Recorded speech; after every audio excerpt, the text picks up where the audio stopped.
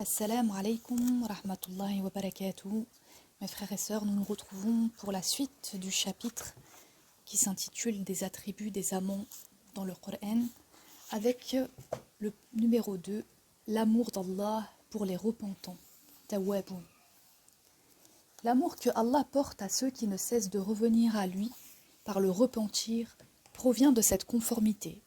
L'attribut divin, celui qui ne cesse de revenir vers ses serviteurs, est du nombre de ses noms parfaits. C'est ainsi que Allah dit à son propre sujet, en vérité, lui, Allah, est celui qui ne cesse de revenir. Tawwab. Dans le Coran, c'est dans la sourate 9 au verset 104, il dit des repentants, Allah aime ceux qui reviennent à lui repentants. Sourate 2, verset 222. En définitive, il n'aime que son nom et son attribut, et il aime son serviteur du fait qu'il s'en trouve qualifié.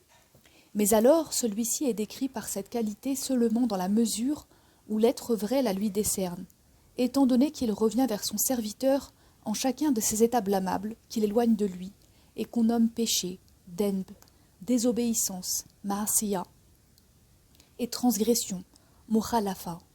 Quand le serviteur auquel un de ses semblables a fait du tort lui rend un bienfait pour le mal qu'il lui a causé, sans lui tenir rigueur de son mauvais comportement, ce serviteur donc est lui aussi nommé celui qui revient, Tawwab, tant qu'il retourne à Allah de cette manière.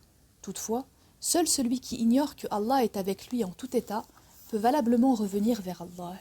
C'est pourquoi Allah s'adresse aux êtres de cette manière.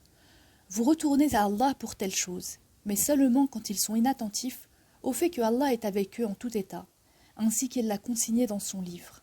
Et lui est avec vous, où que vous soyez. Nous sommes plus près de lui que sa veine jugulaire.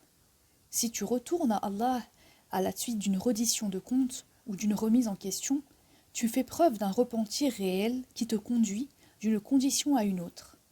C'est parce que tous les états sont dans la main d'Allah que le repentir ou retour, ruju', lui revient dans cette façon de considérer le problème. Celui qui retourne à Allah passe, en définitive, de la transgression à l'agrément et de la désobéissance à l'obédience. Tel est donc bien le sens à donner à l'amour que Allah porte aux repentants.